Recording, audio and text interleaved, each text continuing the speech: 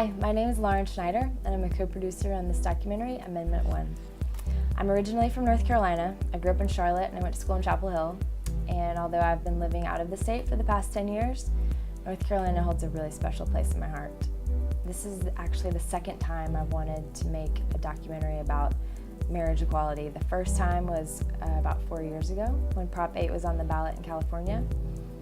I experienced firsthand the highs and lows of my friends being given the right to marry each other and then being stripped of that right.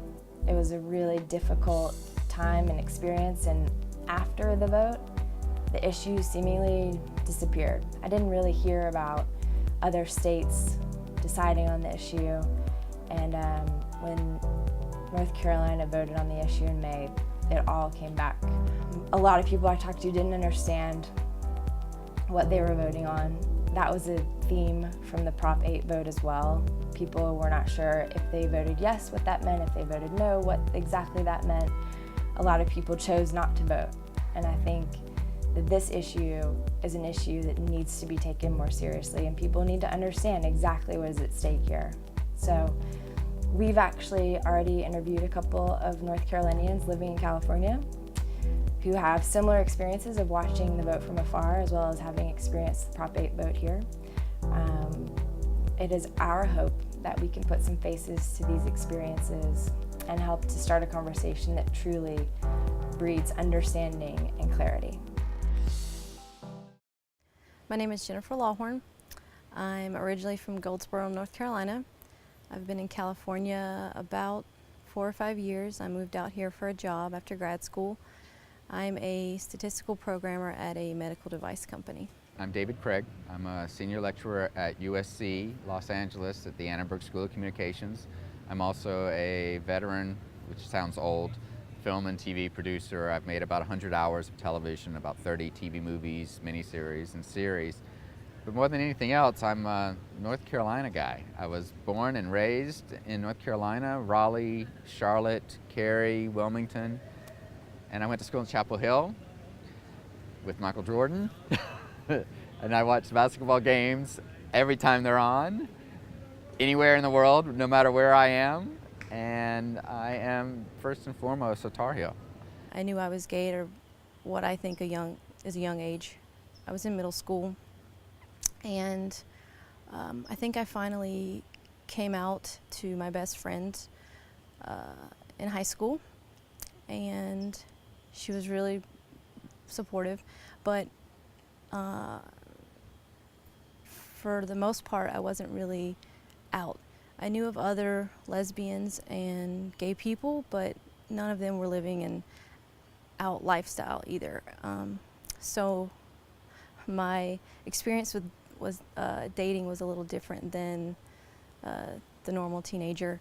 So I was a sophomore at Chapel Hill, and I was dating some girls, and I realized this just wasn't working, and I really felt like I was lying to them, and I needed to be honest with them so their feelings weren't hurt. And then I had to be honest with myself. So I started to really wrestle with these ideas. I became very depressed. I ended up watching a TV show that really changed my whole mind, because up until that point, 19 years old, I had never seen anything positive to do with gay men. I just assumed they lead these horribly miserable lives, they're condemned to hell. And it was a revelation. It turned me around. I ended up finding my best friends were very supportive. My best friend actually was coming out as a lesbian at the same time, and she hadn't told me. I got engaged about, I guess, 2 or 3 months ago in June. And I've been thinking about it for a while. I knew I wanted to propose, and we had always joked because who proposes to who? I mean, it's a toss-up, right? I rented a gazebo that is a small gazebo overlooking the ocean. I always knew that I wanted to propose at the ocean. It has a very special meaning for her.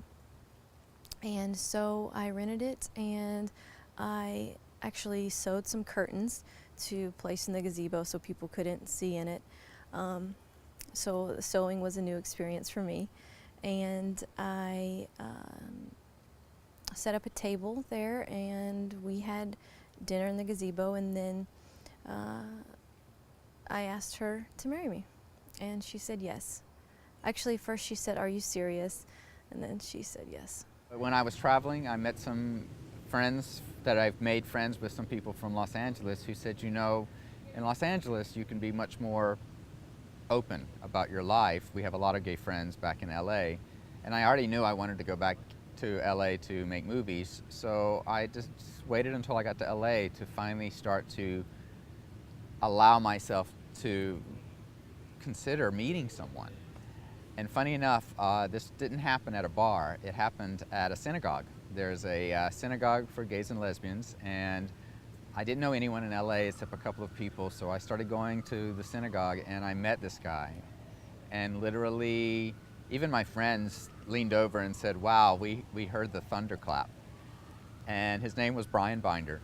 And we went on a date 3 days later, and we spent every day together from that point on for 5 years.